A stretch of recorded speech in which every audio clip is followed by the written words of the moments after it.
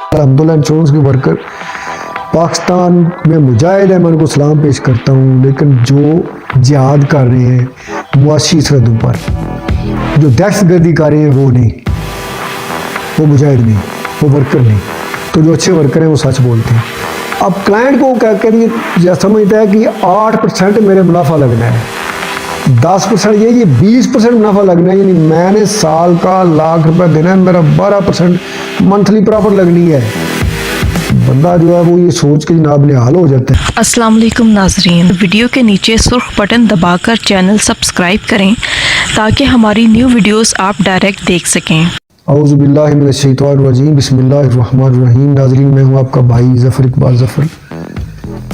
तो आज एक मैं बड़ी अहम वीडियो अपलोड कर रहा हूँ आपके लिए, बड़ी ही इन्फॉर्मेटिव होने वाली है। टोटल वीडियो देखिएगा और मेरी रिक्वेस्ट है कि ये सोशल चैनल है, अच्छा लगे तो आप इसको लाइक करें, कमेंट करें और सब्सक्राइब करें। और साथ आप डॉक्टर हैं, आप टीचर हैं, आप माशरे के कोई मुअज़्ज़ज़ आदमी हैं, तो आपकी लोग बात मानते हैं, चंद दोस्तों को व्हाट्सएप पे शेयर करें कि ये आपकी मतलब कि एक सोशल खिदमत होगी कि वो लोग इस चैनल को सब्सक्राइब करें।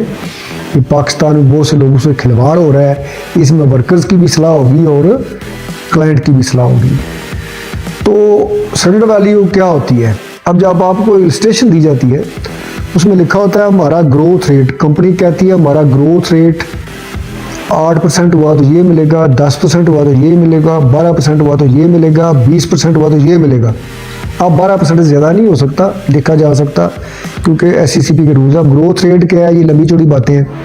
अब होता क्या है, जब क्लाइंट को सबूत बात दिखाया जाता है, जो हमारे वर्कर झूठ बोलते हैं, अब्दुल्ला इंश्योरेंस के वर्कर पाकिस्तान में मुजाहिद है, मैं उनको सलाम पेश करता हूँ, लेकिन जो जिहाद कर रहे हैं मुआशी सरहदों पर, जो दहशतगर्दी कर रहे हैं, वो नहीं, वो मुजाहिद नहीं, वो वर्कर नहीं। तो जो अच्छे वर्कर हैं वो सच बोलते हैं।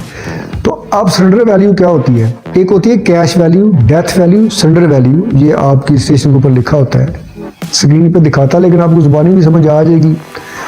तो उस पेपर पे लिखा होता है। अब होता क्या है, बंदा पढ़ता है, कहता है जी 20% आखिर पे टिक करते हैं हमारे नुमाइंदे। बंदा भी आखिरी लाइन को देखता है कि अगर मैं ज़िंदा रहा तो मैंने ₹1,00,000 साल का देना है, 10 साल के बाद ये 20% मुझे मिलेगा जनाब, ये तकरीबन मिलेगा मुझे ये 20-25 लाख का बराबर। जबकि वो 8% को भूल जाता है, 10% वाले को भूल जाता है, 20 वाले को भूल जाता है। वो 8% को पहले देखे कि उस वक्त मेरी सरेंडर वैल्यू ये बनती है, कैश वैल्यू ये बनती है। सरेंडर वैल्यू क्या है, कैश वैल्यू क्या है, ये भी मैं आपको बताता हूँ, वीडियो लास्ट तक आप देखें। तो क्लाइंट गलतफहमी कहाँ पे क्लाइंट को पैदा होती है, वर्कर कहाँ पे बाज जो है उनको बेवकूफ़ बनाते हैं। अब बंदा, कंपनी लिखा है अपना ग्रोथ रेट यूनिट का या जिस चीज़ का भी है उनका प्रॉफिट का, ये बोनस का ग्रोथ रेट लिखा है उन्होंने। अब क्लाइंट को क्या करिए, समझता है कि 8% मेरे मुनाफा लगना है, 10% ये 20% मुनाफा लगना है, यानी मैंने साल का ₹1,00,000 देना है, मेरा 12% मंथली प्रॉफिट लगनी है। बंदा जो है वो ये सोच के जनाब निहाल हो जाता है। तो वर्कर असल बात बताता नहीं, उसको बतानी चाहिए। क्लाइंट को रजिस्ट्रेशन का एक चीज़ बताना चाहिए, सबसे पहले रिस्क मैनेजमेंट को सामने रखना चाहिए। तो अब वो कैश वैल्यू होती है कि फ़र्ज़ करें एक बंदा है, वो 5 साल तक इंश्योरेंस करवाता है, तो उसके साथ काफ़ी प्रॉफिट लग रही है। तो प्रॉफिट मिला के अगर हम निकालेंगे पेपर कि हमारी पॉलिसी की कैश वैल्यू क्या बनी है, जैसे स्टेट लाइफ का बोनस है या अस्करी तकाफुल का, तो 5 साल बाद बंदा वैल्यू निकाले तो तकरीबन डबल के करीब होती है। लेकिन जब पैसे लेने जाए तो 4-4.5 लाख मिलेगा। क्यों? कैश वैल्यू ये कि आपका इतना बन गया है। अब है surrender value. Surrender mean, surrender लफ्ज़ इतना अहम है, इस सरेंडर पे गौर करें। सरेंडर का मतलब ये निकलता है, सरेंडर का मतलब है पीछे हटना। ये सरेंडर लफ्ज़ जो है, सरेंडर लफ्ज़ को बड़ी अहमियत दें इंश्योरेंस में, इंतहाई अहम है सरेंडर वैल्यू लफ्ज़। सरेंडर, सरेंडर का मतलब होता है पीछे हटना। पंजाबी में उसे कहते हैं थिड़ जाना, गल्लू रह जाना या पीछे हट जाना। भाई मेरे को नहीं चलिया जा सकता, मेरे हाथ कड़ी नहीं, हैंड्स अप करना। पाकिस्तान ने सरेंडर किया 1971 में, पूरा बांग्लादेश दे दिया। पाकिस्तान ने सरेंडर किया रिसेंटली कश्मीर दे दिया। पाकिस्तान ने IMF के सामने सरेंडर किया और अब भी कर रही है मौजूदा हुकूमत भी। तो IMF के अंडर स्टेट बैंक करना पड़ा, आपका सबसे बड़ा मालियाती इदारा। और रिसेंटली हमारी गवर्नमेंट पाकिस्तान की जो है उसने थोड़ा सा सरेंडर किया, थोड़ा सा, कि पेट्रोल की कीमत नहीं बढ़ाई जो एग्रीमेंट किया हुआ है। तो IMF ने बोला भाई घर जाओ, 200-250 रुपये लीटर पेट्रोल करो तो कर्जा मिलेगा। क्यों?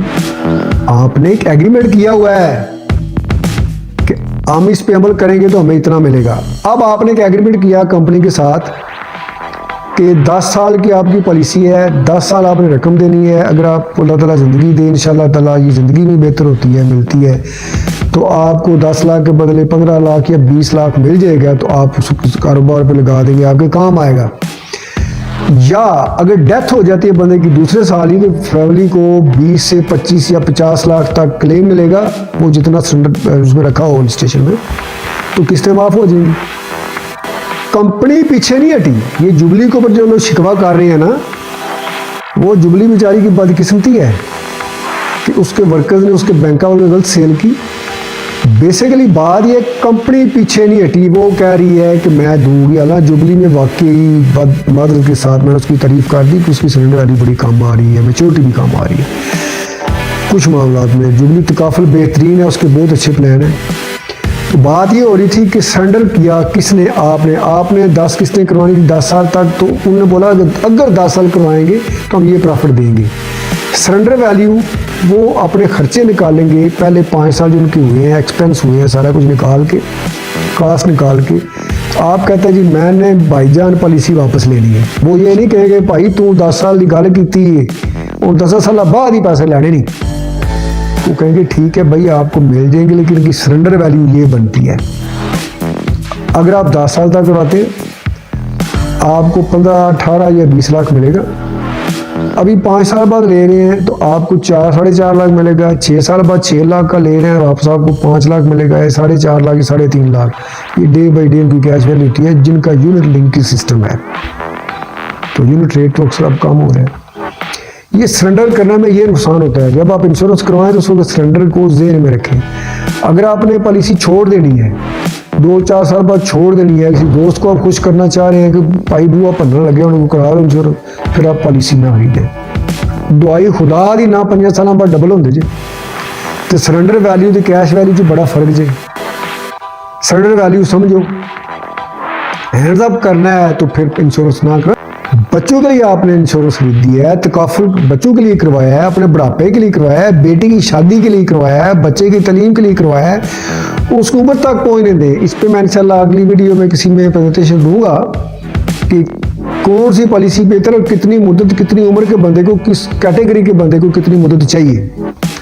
अगर आप रास्ते में छोड़नी है, चलो यार वो आया सी तरले मिनटा करदा पे बंदा तो वो पॉलिसी करा ली तो चलो खर्चा छो, वो बंदा भी कहता चल यार सानू कमीशन लग गया।